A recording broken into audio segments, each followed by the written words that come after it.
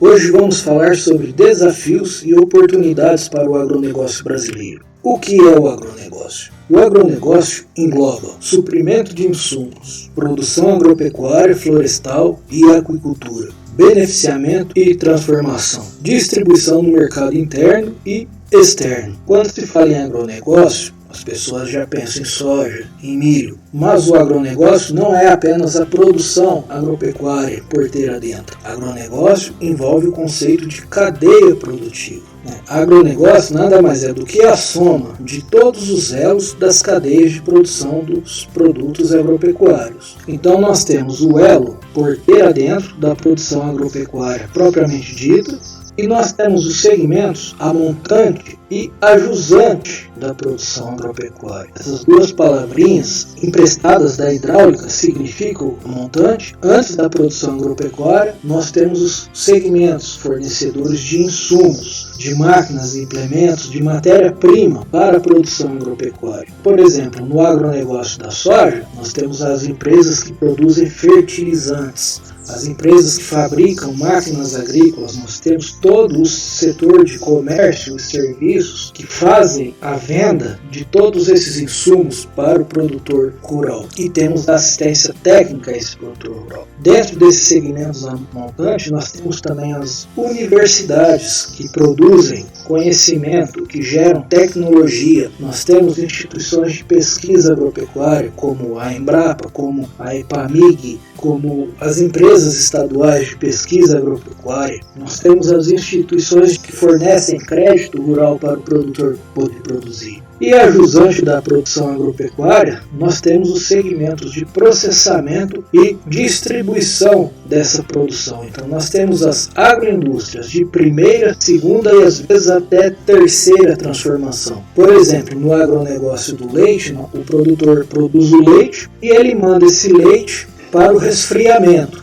Então nós podemos ter empresas que fazem apenas a captação do leite e comercializam esse leite a granel e vendem para agroindústrias que fazem a pasteurização do leite. Eventualmente, essa agroindústria que faz a pasteurização também pode produzir leite em pó, pode produzir queijo, pode produzir bebida láctea, requeijão, iogurtes e diversos outros produtos. Ou ela pode simplesmente pasteurizar e repassar esse leite pasteurizado para outras agroindústrias que fazem esse beneficiamento. Nós temos ainda a distribuição, que são as empresas que fazem o comércio atacadista e varejista dessa produção que foi transformada, até chegar no consumidor final. Então nós podemos citar, dentre as várias cadeias do agronegócio, nós temos o agronegócio da citricultura, são as laranjas, os pomelos, mexerica. Nós temos exemplo de empresas grandes como Cutrale, Citrosul e outras. O agronegócio do café,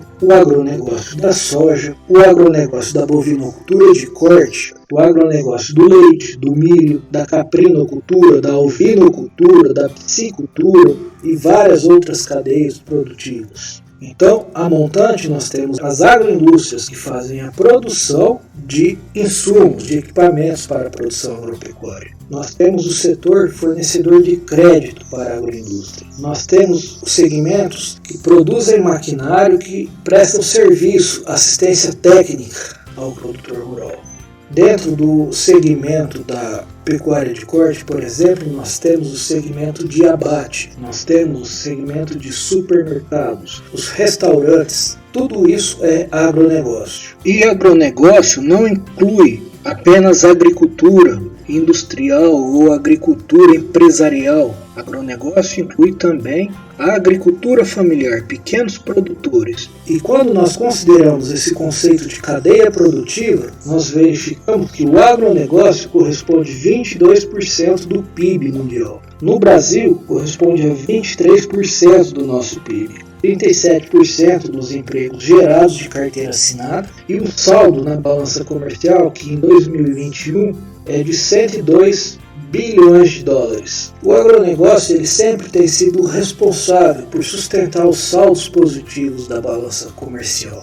e principalmente após a abertura comercial em 1990, o início do Plano Real, a flexibilização da moeda, da taxa de câmbio, essa importância do agronegócio se acentuou ainda mais. E desde os anos 2000, essa série mostra que o aumento das exportações do agronegócio tem sido sempre crescente e positivo em comparação às importações. Nós sempre exportamos mais do que importamos. Os dados de 2021 também mostram isso. Enquanto outros segmentos da economia são deficitários na balança comercial, o agronegócio também fechou o ano de 2021 com saldo positivo na balança comercial. No setor de carnes, por exemplo, desde 1990 até o final da década de 2000, a carne bovina aumentou 94% a sua produção. Frango, mais de 465%. Suínos, mais de 214%. Isso mostra o quanto nós somos competitivos. E por que a agricultura é importante globalmente? Porque 100% da população depende da agricultura para a nutrição.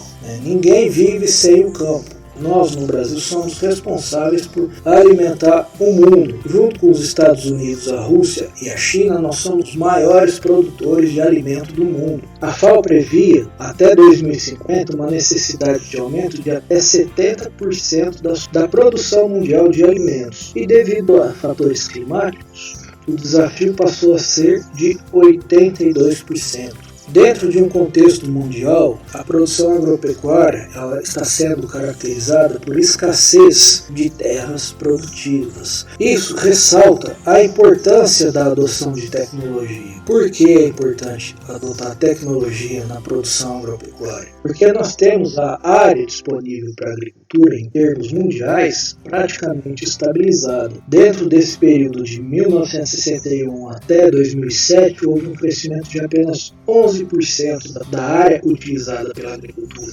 enquanto que a população urbana cresceu 300%. Isso significa que a área disponível por pessoa vivendo nas cidades, a área de produção agrícola em hectares por indivíduo vivendo na cidade, reduziu no mesmo período para menos da metade. E no mesmo período, o consumo de grãos aumentou 185%, o consumo de carnes aumentou 433%, para um crescimento de apenas 11% na área plantada. E o mesmo aconteceu no Brasil. Nós temos a área de produção agrícola praticamente estabilizada. Nós tivemos um aumento de 173% na produção agrícola da década de 90 até o fim da década de 2000, contra apenas 36% na área plantada. Isso significa um aumento de produtividade de mais de 100%.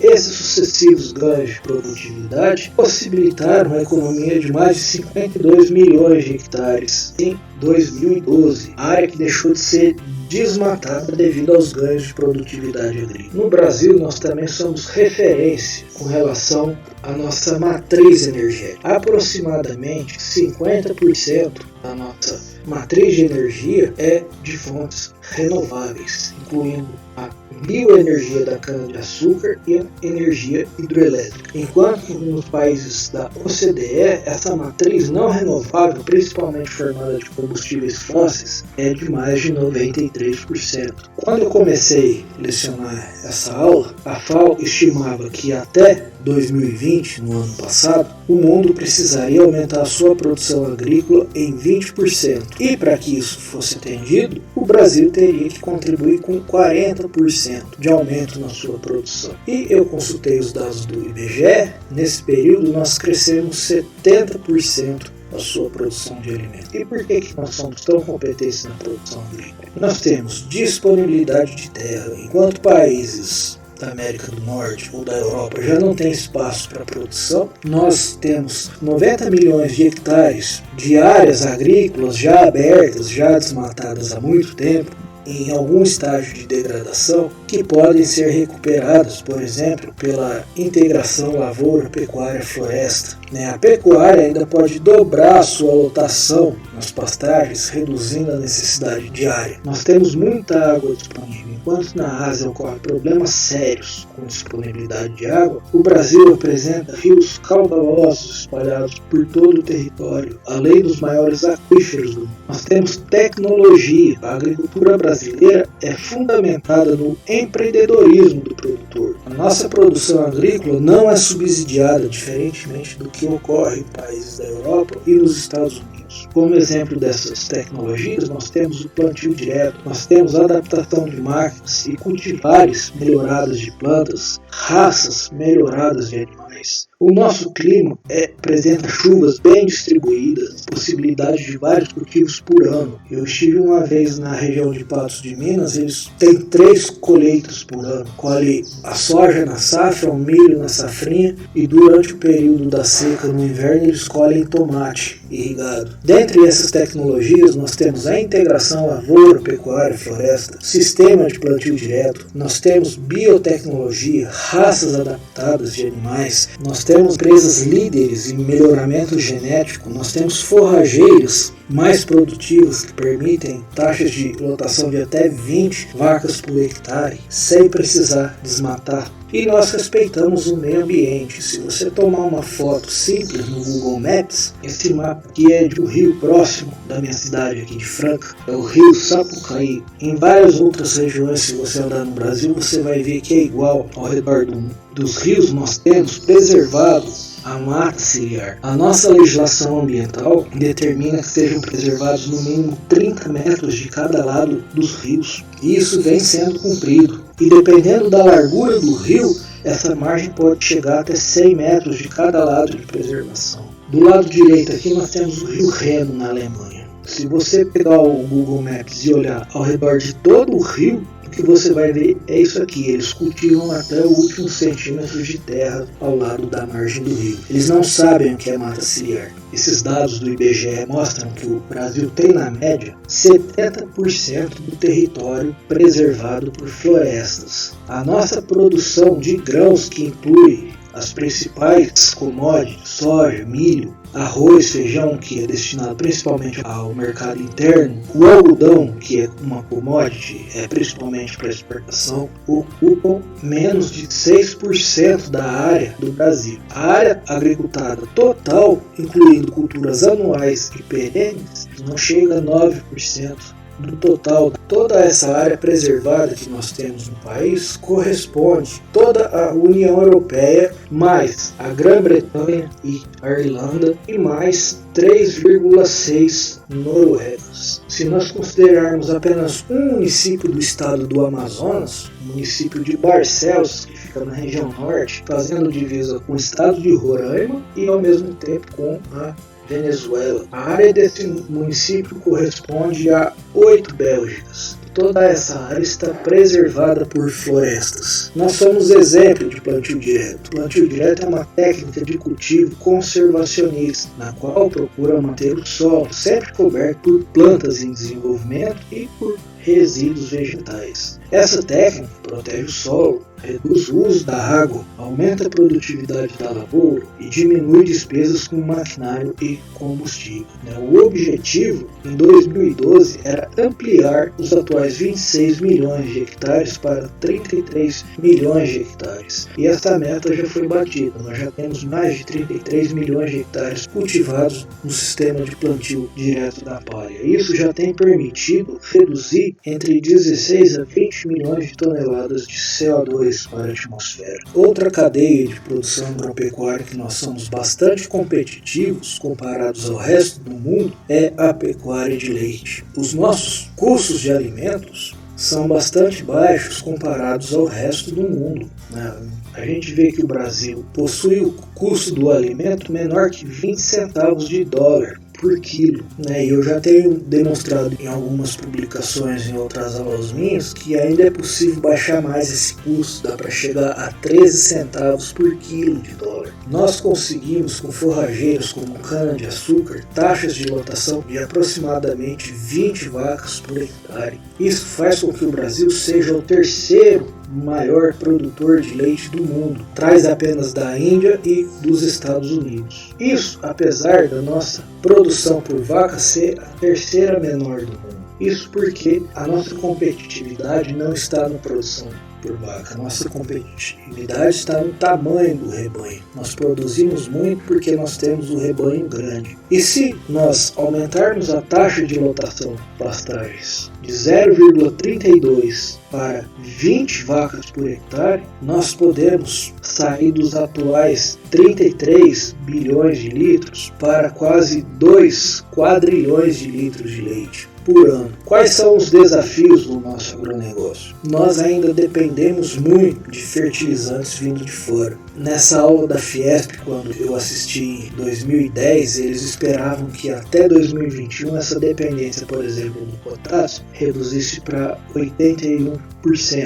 O nitrogênio reduzisse para 43%. Apesar disso, essa dependência, na verdade, ela permaneceu igual. Não houve essa redução. Nós ainda dependemos muito de fertilizantes vindos de fora. E essa é uma das causas que tem contribuído para o aumento do preço dos alimentos, porque os fertilizantes têm se tornado cada vez mais caros. E isso é um problema mundial, não é apenas no Brasil. Esses dados são recentes do Ministério da Agricultura. 94% do potássio no Brasil é importado, 55% do fósforo e nós importamos 76% do nitrogênio. Outros desafios são o nosso sistema tributário, que é arcaico, é um sistema que é cumulativo, Nós temos tributação durante todas as fases de produção de um produto. Então, desde o campo até chegar na prateleira do supermercado, nós temos impostos. Custos trabalhistas, que são um dos maiores do mundo, falta de estabilidade de regras jurídicas, dificuldade de licenciamentos ambientais. Quando eu comecei a lecionar essa aula, em 2013, o real estava sobrevalorizado, Isso era uma grande dificuldade. Hoje, essa situação se inverteu. Hoje o real está desvalorizado em relação ao dólar. A taxa de câmbio é uma ferramenta de política macroeconômica que determina a competitividade da produção agrícola. Quando o real se desvaloriza, nós ganhamos competitividade. E quando o real se valoriza, nós perdemos competitividade. Outros desafios setoriais são a imagem do setor, a infraestrutura e a logística, baixa fertilidade das terras, baixa adoção de tecnologia de uma forma geral. Nós temos uma pequena parcela de grandes produtores altamente tecnificados e uma alta parcela de produtores que ainda produzem sem adoção de tecnologia. Protecionismo dos países consumidores com relação à compra dos nossos produtos. E conflitos sociais no campo, que nos últimos anos diminuiu bastante devido à mudança de governo. A carga tributária é uma das mais elevadas no mundo. Nós temos uma complexidade muito grande da nossa legislação tributária, que leva a um alto grau de incerteza e aumenta o custo de produção. Há um excessivo número de mudanças legais, cerca de 40 por dia. Isso gera insegurança jurídica, elevada pelo questionamento frequente das normas, inclusive pelo próprio poder público. Nós temos guerra fiscal entre entes federativos. Um exemplo típico disso é que o governo federal retirou os impostos federais dos combustíveis e os estados, ao contrário, aumentaram os impostos. Isso onera investimentos e exportações com geração de créditos sem prazo para pagamento e sem remuneração. A imagem do agronegócio é distorcida. A gente vê uma falta de reconhecimento adequado da relevância e do potencial que o agronegócio tem para o nosso país, principalmente pela população urbana, que não sabe o que é agronegócio.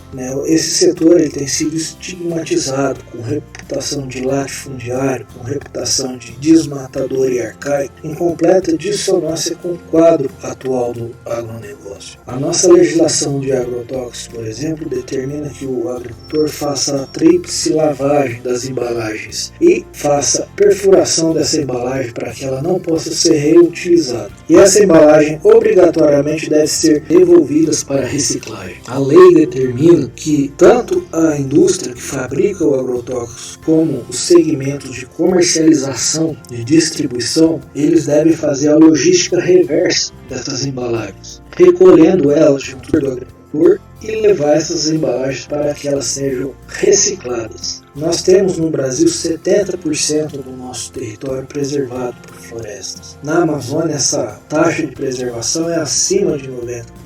A nossa floresta amazônica está intacta. Nós não precisamos e nós não utilizamos a Amazônia para a produção de grãos. Se nós pegarmos qualquer ponto dentro do estado do Amazonas, o que vocês vão ver é isso aqui, é floresta preservada. Mais de 90% da produção agrícola no Brasil se localiza nas regiões de cerrado e em áreas que originalmente eram Mata Atlântica ou campos, como os Pampas Gaúchos. Outros desafios setoriais têm sido a logística. O Brasil roda em cima de caminhão. Isso compromete a eficiência do sistema, principalmente quando as rodovias estão em más condições. Cada real que deixa de ser aplicado na conservação da rodovia aumenta em R$3 o custo do transporte ao usuário. E aqui nós temos uma comparação. Quando são necessários 60 caminhões com capacidade de 25 toneladas, corresponde a 1.500 toneladas total de carga, uma barcaça faz o transporte da mesma quantidade de carga de forma muito mais econômica, muito menos poluidora. Enquanto o transporte rodoviário emite 164 gramas de gás de carbono por tonelada de carga útil, o hidroviário é responsável por apenas 33. Isso significa 80% de redução em relação ao modal rodoviário.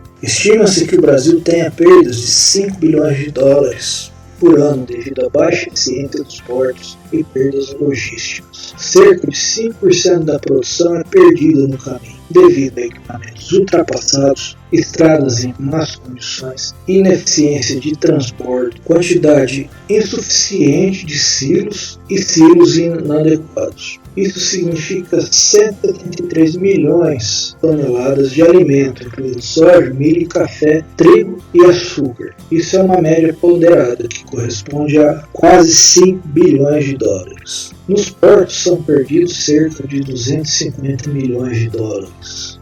Somando o total, nós temos mais de 5 bilhões de dólares por ano perdidos devido à ineficiência dos nossos sistemas de logística. Comparando o custo da soja que chega na China, do Brasil, contra o dos Estados Unidos, o Brasil, que predomina o transporte rodoviário, essa soja tem chegado com um custo de 186 dólares a tonelada, enquanto que a soja dos Estados Unidos chega com um custo de 132 dólares, porque predomina o sistema hidroviário integrado com o rodoviário.